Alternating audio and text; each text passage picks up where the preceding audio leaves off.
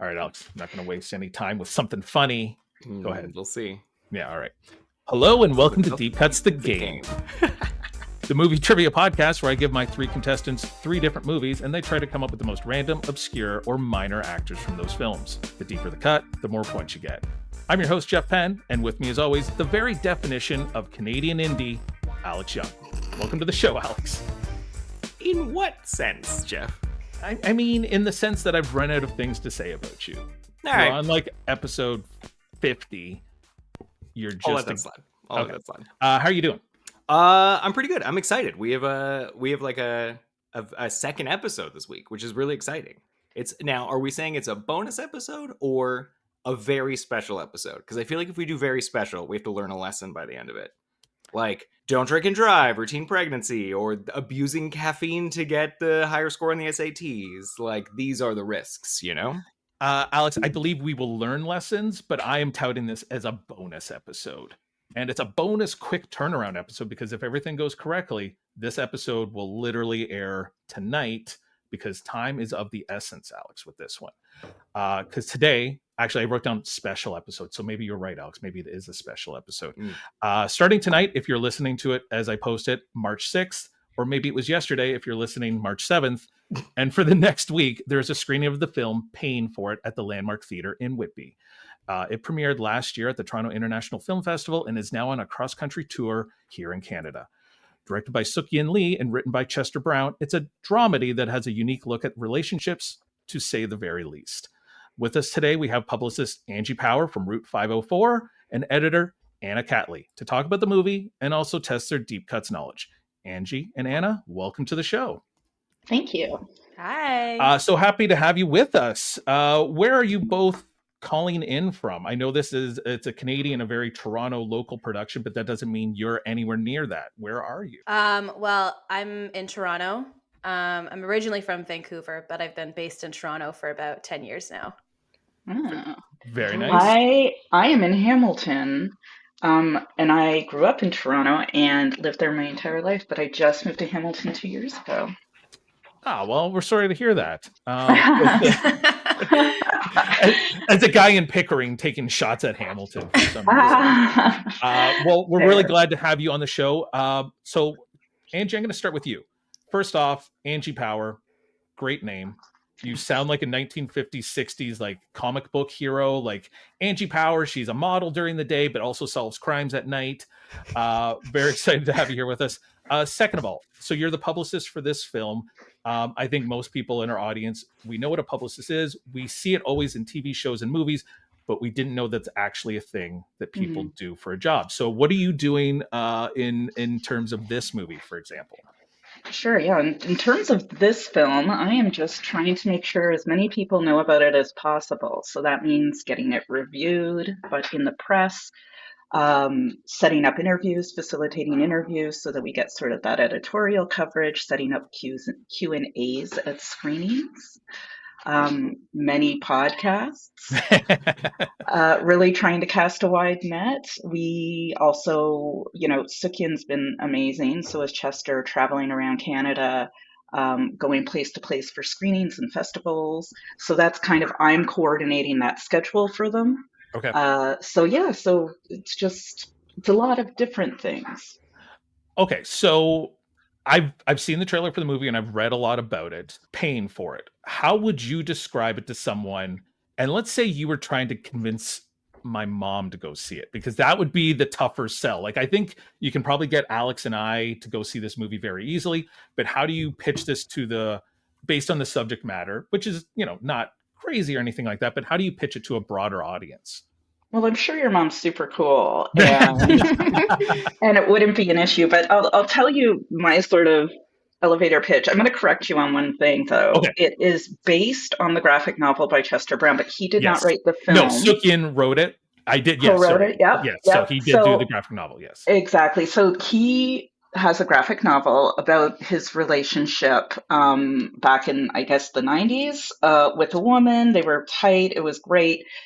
Then one day she just said, listen, I think I want to open up the relationship and explore other relationships. And he said, cool, let's do that. But it actually didn't really work out very well.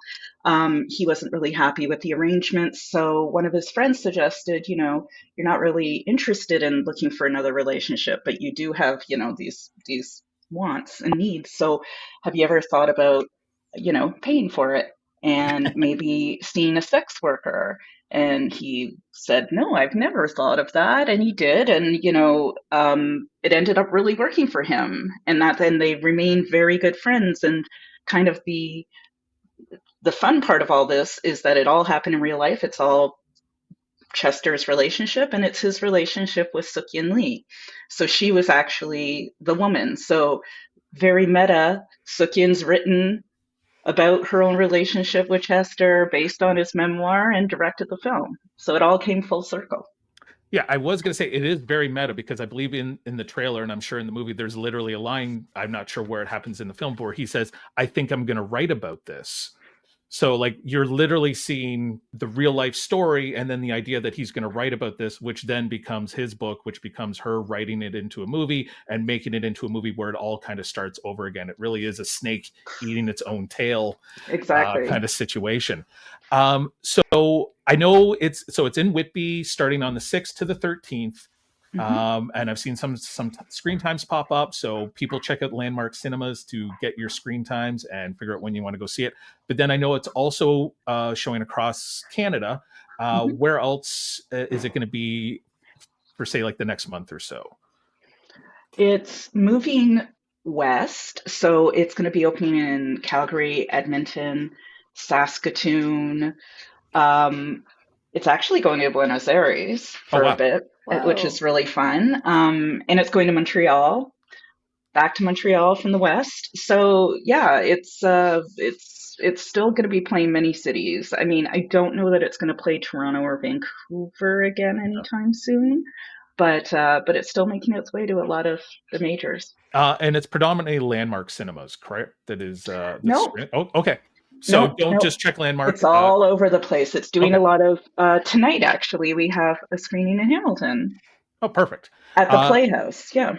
And I know some of the screenings there are Q&As attached to it. So if you're looking to get even more out of the movie, try to look for a Q&A. I know it's doing that in quite a few cities.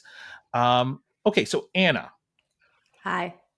So as the editor, when did you get attached to this project? Or was this something that like everything had been shot and they kind of came to you, or were you on board a little sooner? No, I think I first met with Sook-Yin, I want to say in the summer before they started shooting. Because I believe they started shooting in, I'm going to probably mess this up, October maybe? Of like maybe September? 2023. Okay, yeah. So I remember meeting Sook-Yin on a patio and it was warm and sunny. So, and it took me a little while to get attached actually, because initially I'm a DGC member. So it was a little bit tricky to get me the go ahead to work on a non-union project, but it all ended up working out really well. But the first time I actually got an email from Sook-Yin when I was in Vancouver. And I opened my email and I was like, my mom was right there. And I was like, oh, do you know what this is? And she's like, oh my God, Sook-Yin Lee of Definitely Not the Opera. And she was so excited. And I was like, okay, this is really cool. And I knew of Sook-Yin Lee, but I grew up in a little bit of a different era of Much Music. So I wasn't as familiar with her Much Music era, but I learned a lot obviously about it before paying for it. But yeah, that's kind of how I got attached. And actually, Andrea Warhan, who plays Denise in the movie, I had worked with her on a short film called Thriving the year before. And I believe she was also one of the people who recommended me as an editor to the project. Very nice. It's nice when people recommend you for stuff. Yeah, it's so nice. Yeah, even if you don't end up doing it, you're like, well, at least that person likes me, right? Yeah, it's like, oh, you like my work? You think I'm cool? You want me to cut this movie? Yeah. How nice. Okay, so speaking of cutting, you've probably watched this movie maybe more than anyone. Like 50 million times. Yeah, so... every iteration. So how would you sell it? Like, we've heard how Angie would kind of pitch this to a person. How would you sell it to a person? Obviously, you're coming from a different point of view, different generation even than say myself, who's getting up there. So how would you sell it to your friends? How I sell it to my friends, I usually, let me think about this for a second. I frame it as a sex dramedy to people. I say it's based on a graphic novel written by Chester Brown about his experiences paying for sex in Toronto, the late 90s, early 2000s, and that the film expands more on Sook-Yin's perspective on the relationship, and also kind of covers her relationships during the early 2000s as well, and working at a Much Music type place. Okay. So that's usually how I pitch it to people. It's both their stories, but it's mainly based on Chester Brown's experiences and based on the graphic novel. I mean, I am excited to see, because, you know, late 90s, early 2000s is kind of my Toronto jam. So I am excited to see that kind of era again, which, you know, I don't remember it as well as I should, but it will be nice to revisit that. So I was going to ask you, you mentioned that it's based on the graphic novel then done by Sook-Yin Lee. So did that play any influence into you in the cutting of this? Like, had you read the graphic novel? Had you looked at it at all? Yeah, absolutely. Anytime I'm working on something that has a source material or any kind of references, I'm immediately buying that book and reading it. And yeah, it's funny. I've talked with Sook-Yin about this recently at a Q&A, but the first cut I did of the film, I tried something. I kept it structurally the same as the script, but I really loved how Chester had these really interesting chapter markers in the film.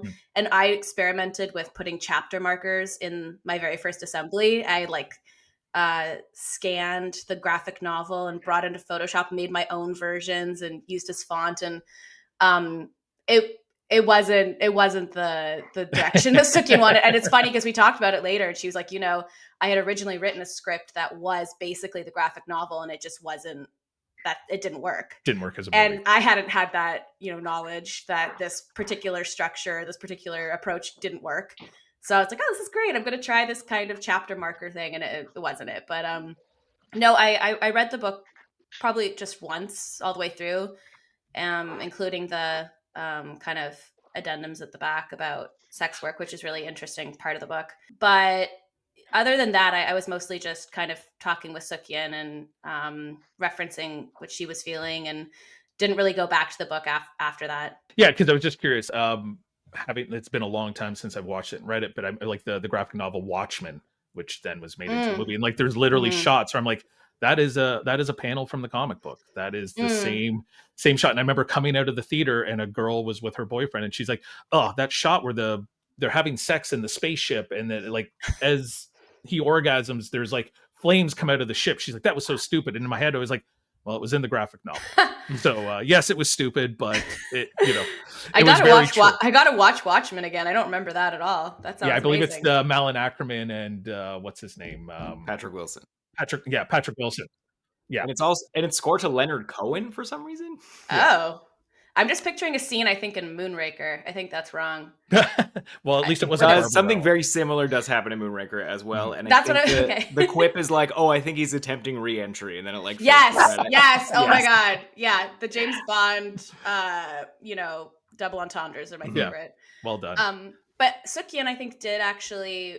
I mean, don't quote me on this. I mean, you're quoting me on this because it's you're recording this. Oh, I'm going to use it for all the promotion for it too. There you go, perfect. So if this is wrong, I'm sorry, Sook-Yin, but I feel like I remember her talking about how she did reference like some of the sex scenes in the movie are shot in a kind of like top down, kind of bird's eye manner, which is very reminiscent of the graphic novel of how he kind of drew some of the sexual encounters. But that's nothing to do with me. I just cut that part in. That was already predetermined.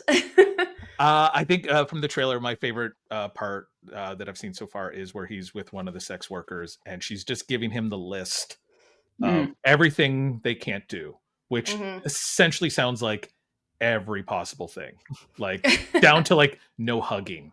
And I was like, wow, this and she's like, are you okay with that? And he's just like, yep. And it's like, wow. tough sell for this guy. But okay, so we're going to talk a little bit more about the movie once we play a little quick game of deep cuts. So the first thing we do is, Angie, I know you listened to at least our Michael Cudlett's episode because you did reference the Harrison Ford lines. Mm-hmm. So the first thing I do is I've thought of a movie, and I would like the three of you to try to guess what movie I'm thinking of. I think this one will resonate with this whole idea of a Canadian film. So, Alex, I'm going to make you go first so you can show everyone how it's done. What movie am I thinking of? Are you thinking of The F Word? Which I think is Oh. retitled in the States, What If? But Alex, I almost did. Almost. Very close. You're very close. All right. Angie, what movie am I thinking of? Away from Her. Another good one, but not it. Anna, what movie am I thinking of? Are you thinking of Hardcore Logo? Good one. Good try. Good try. And the other one I was thinking of was that's the Seth Rogen, Michelle Williams. I was almost going to do, is it Take This Waltz? Oh, or whatever? I was yeah. almost going to do that one, but I didn't because this to me feels like a very Toronto slice of Toronto. So I did Scott Pilgrim versus the World. Oh, fun. I should have guessed that. You should have. Of course it's Scott Pilgrim. Stupid. Alex, I'm going to give this one to you, my friend. Would you Yeah. like to go first, second, or third? I'm going to take my usual third. Alex in the 3 Please. spot. All right. Away from Her is kind of a bit of a downer, Angie. So Anna, I'm going to go with you for Hardcore Logo. Would you like to go first or second? Second. All right. So that means Angie, you're going first, and I'm going to give you the 3 movies. So I did pick a movie that Angie had put on her favorites. So that is from 1996, Trainspotting. All right.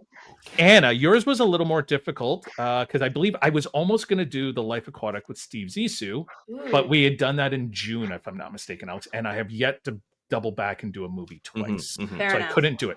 And then I had literally done up a whole list because I went to your IMDb and I was like, oh, I'll do this movie. And I was like, oh, I've already done that one as well.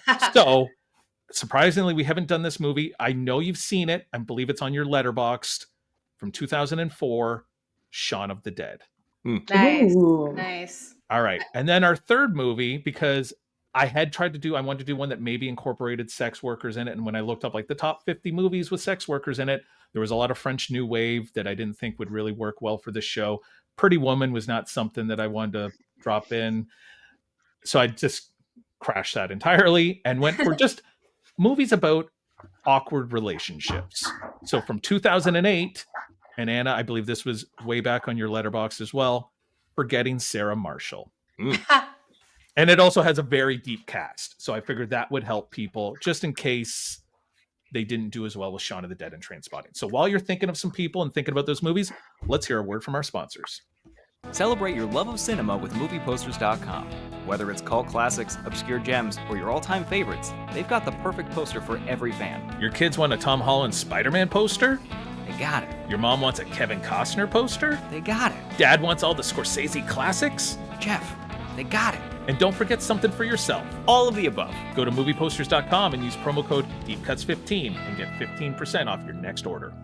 All right, we are back from our short little break. We're with Anna Catley and Angie Power from the film Paying for It, which you can catch at the Landmark Theater in Whitby starting March 6th, running through the 13th. And we've got 3 movies on the board for them today, and it is Trainspotting, Shaun of the Dead, and Forgetting Sarah Marshall. Angie, you're up first. What is your deepest of deep cuts? Peter Mullen. Whoa, well done. I mean, that's when I said there's like these British guys that you might kind of remember. But yeah, Peter Mullen from Trainspotting. I believe he runs the drug den where they kind of go to do drugs. Yeah, like Mother Superior. Yeah, like, it's his name. That is right. Yeah, you would know him from Children of Men, and he was in Ozark for quite a bit. I think 18 episodes of Ozark. Well done, Peter Mullen, for 12 points. Because honestly, I didn't think people would know his name. So well done, Angie. My family's all Scottish, so Okay. I kind of know a lot of Scottish actors. Oh boy, she's gonna run the table possibly on Trainspotting. Anna, what is your first deep cut? It's not. I don't think it's a deep enough cut. Damn it. Okay, well, Robert Carlyle. Robert Carlyle from Trainspotting as Yeah. well. Yes, for 4 points, Robert Carlyle from 28 Days Later, The Full Monty.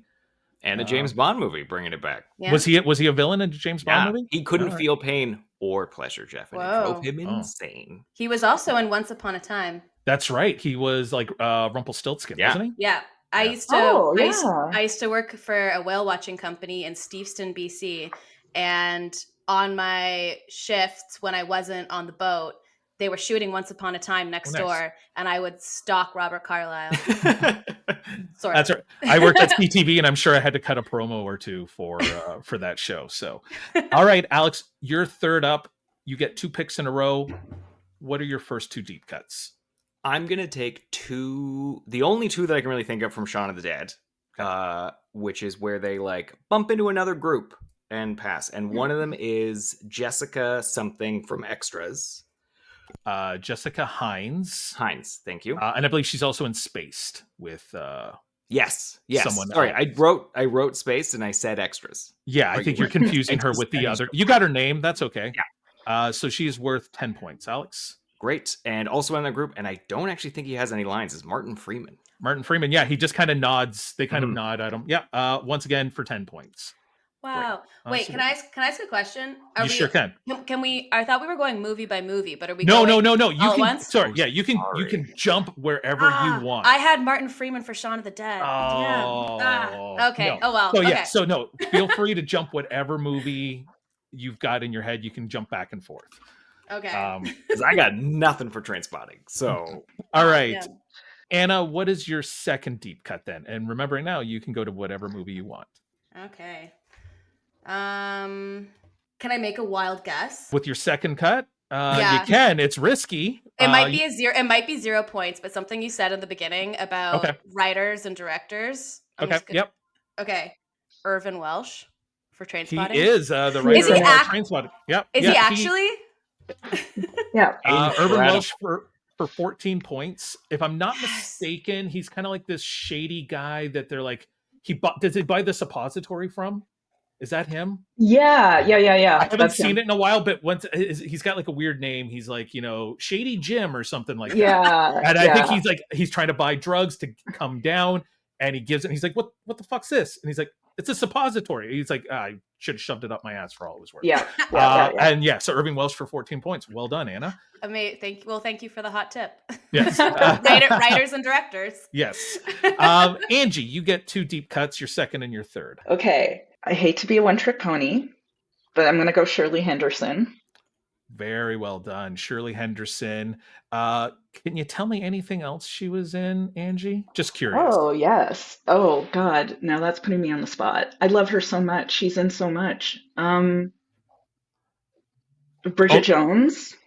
That's right. Okay. I was going to say, it's weird. My touchstone for her is the Harry Potter films where she's Moaning Oh, of Myrtle. course. Yeah. She's the girl that died in the bathroom. Even though she's like 45 years old by the time she's in Harry Potter, and she's, playing a 16. She's got that voice, though. Yes. Moaning Myrtle.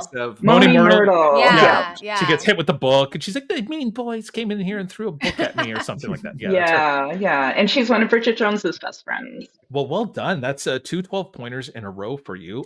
You get another one here as we go back and forth. So what is your third deep cut, Angie? Okay. This isn't very deep, but I'm just drawing a bit of a blank. I'm going to go Bill Nighy. There's nothing wrong with Bill Nighy as the stepdad from Shaun of the Dead. I can't remember his name in it, but I know he turns. Yeah, because he doesn't want to call him Dad. He always calls him like Frank or Peter or whatever his name is. So yes, Bill Nighy, 8 points.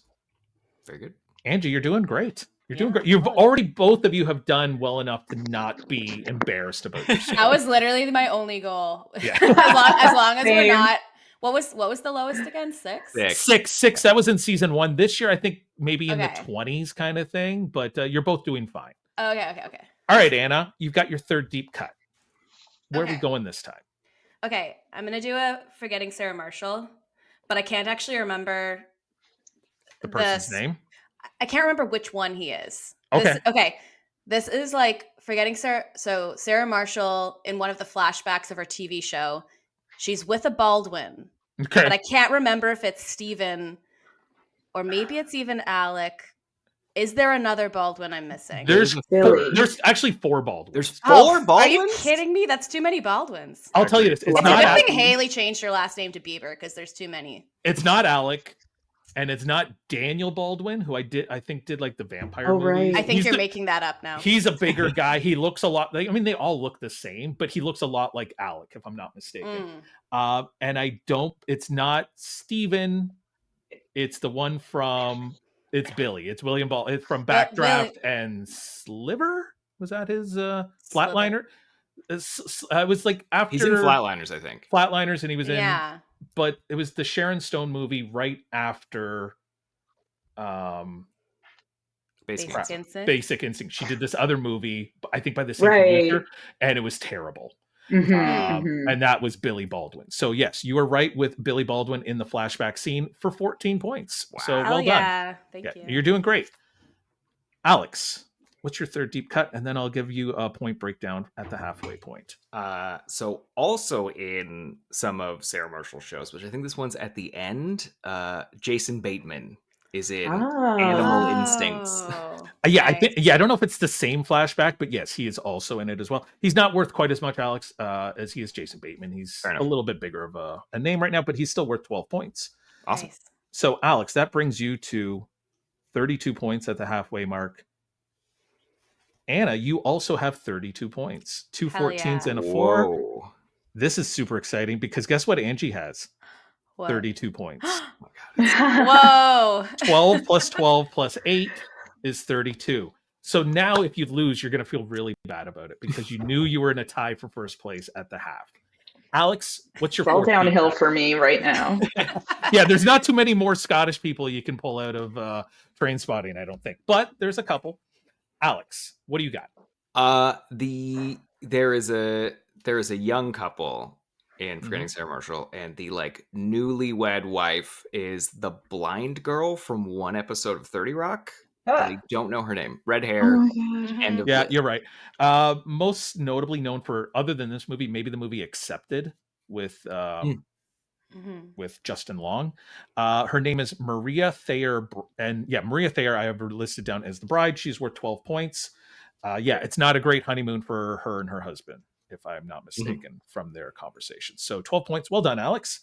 Anna, back to you. You're on a hot streak here. 2 14 points in a row. What else you got?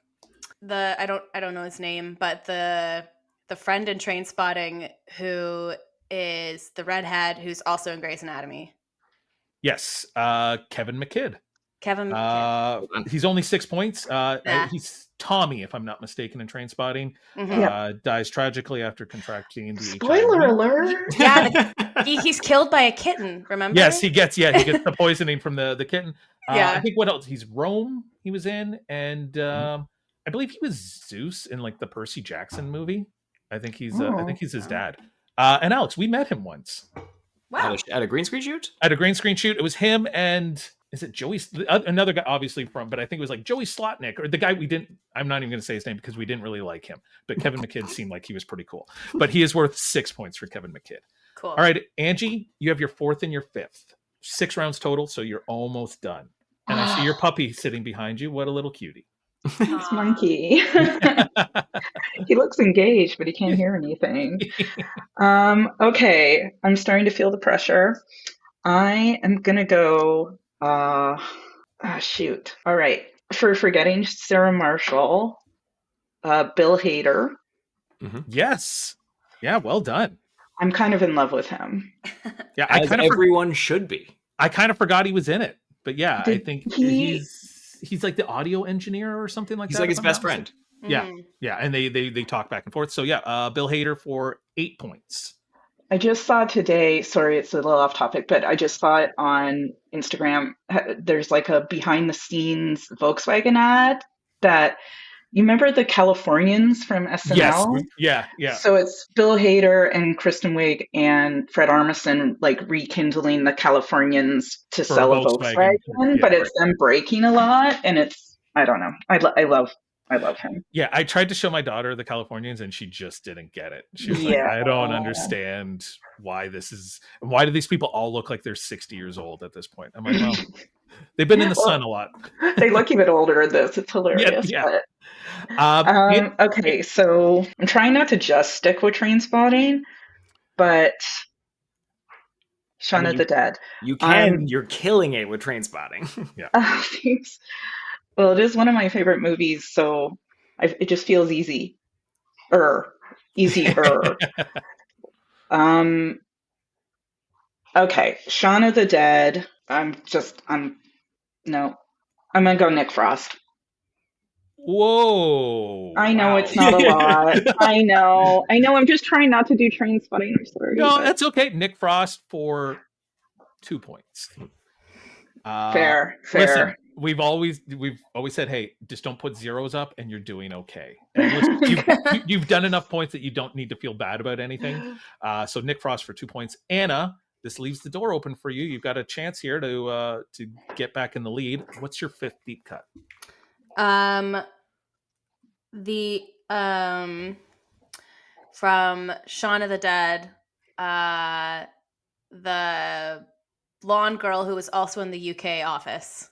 Lucy Davis. Yes. Lucy, yes. Lucy, Okay, I almost had her name. Yeah. Also I believe she's in one of the Wonder Woman movies.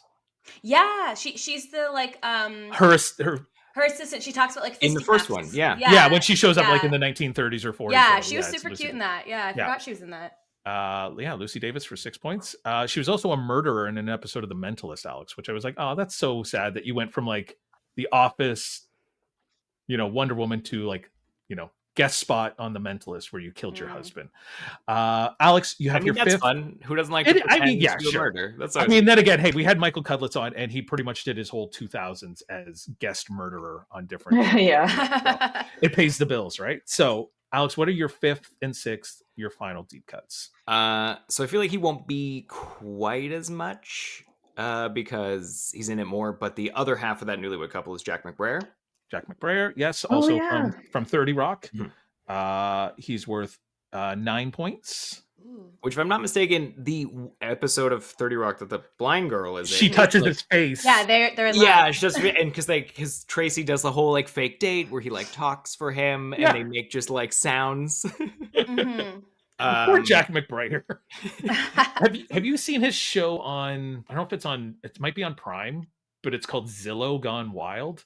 I did not know this existed. So where it's people who are selling their homes on Zillow, and then it's just like weird, like a house that's shaped like a whale, and he goes and like does like, but it's always the same. Like it's a competition to see what's the most crazy house. And his catchphrase in the show is, "This house is wackadoo," and he says it like 10 times every episode. He's like, "This is wackadoo," and I'm like, "Love it, Jeff?" It's only like 8 episodes long, so we literally binged it in like an afternoon. Sounds like you loved it. We did. Alex, what is your final deep cut? If I'm not mistaken, I don't know if she's in it if it's just a fake music video, but Rose Byrne is the like Susie whatever. What's her name? Shit. She's like one song in it. Which Alex, I got to double check because I did not write her name down. Yeah. Really? So I'm just worried going that for the big points. I'm worried they're confusing it with Get Him to the Greek. No, Get Him to the Greek. But like no, she's definitely in the beginning and she's got that whole song. Unless it's in Get Him to the Greek, and I might. She's not credited for Forgetting Sarah Marshall. Let's look up. It's so funny though, because when you said that, I was like, oh my god, yeah, Rose Byrne is in Forgetting Sarah Marshall. Because I think I just Get Into the Greek, and Alex, it's like the same movie. She's in Get Him to the Greek as Jackie Q. Yeah, and she literally would have been worth like 5 points because she's like fourth billed in that movie. Wow, so no points. That's what happens when you. And it wasn't even like a big like, oh, this is a Hail Mary. You were 99% sure. Yeah. She was in it. I was 110% sure. I was even going to sing the song. Like I was so sure she was in it. Anna, I think you've got a chance here. What's your final deep cut? I think I'm like out of actual like deep cuts. So I'm going with Jonah Hill and Forgetting Sarah Marshall. Not bad. Yeah. Jonah Hill for 6 points. Okay. As he is the big fan of Aldous Snow. Snow. We won't give his actor name, but we'll give his real name. Yeah. So yeah, well done, Alex. Angie, what is your final deep cut? It was Jonah Hill. Sorry. It's okay. So I'm just gonna go. What do you base the points on? You base them on like IMDb scores or the credit billing? I wish there was a formula that I could tell you that I pump into a computer. A lot of it's just my gut. Honestly, it comes down to how big of a star are they right now? Okay. How big of a star were they when they made the movie? Okay. How much are they in the movie? And also, if it's like a little, like, hey, Tom Cruise is not in Tropic Thunder all that much, but everybody kind of remembers Tom Cruise is in Tropic Thunder. He's also Tom Cruise. Right. So, whereas like a very small cameo in Shaun of the Dead is worth a lot more because nobody's really talking about it. And when I tell you some of the people that are in Shaun of the Dead as zombies, we're all going to be like, I got to go back and watch that movie again and see if I see them. So what's your final deep cut, Angie? Okay. I'm going to go, I'm trying to think of the zombies. I'm sorry. I'm not, I'm spacing on zombies. So I'm just going to go Ewan Bremner. Ewan Bremner, which is the deeper of the Ewans in Trainspotting. It is the deeper of the Ewans. Yes. He is worth 5 points. For Ewan Bremner. Okay, so before I give you your final point tally, let's just see if we missed anyone big. Obviously, we skipped over our Ewan McGregors and our Johnny Lee Millers from Trainspotting. Kelly MacDonald, the love interest in Trainspotting from Brave and No Country for Old Men. No Country for Old Men. That's right, Alex. And what was that show that I always pronounce it wrong, Alex? Iri Haji on Netflix. It was very good. I thought you might get this one, Angie, as an actor named James Cosmo. I believe he is Ewan McGregor's dad. And you would know him from like Braveheart, Troy, and he also plays Santa Claus in the Chronicles of Narnia movie. So he's a good one. Let's see. From Shaun of the Dead, Alex, Peter Serafinowicz. He's the roommate. The roommate. You know him from like Guardians of the Galaxy and The Tick. And Space. He's in like every episode of Space. He's super tall. I didn't go back to watch the movie. I don't know how much he might just be someone in the bar, but Rafe Spall is in Shaun of the Dead. I love him too. Is he the rat from Harry Potter? That's Timothy Spall. Wormtail. That's his dad. Timothy Spall. Never mind. Rafe Spall's a better looking guy. I think he's in like one of the more recent Jurassic Park movies where he's like the villain, if I'm not mistaken. Matt Lucas.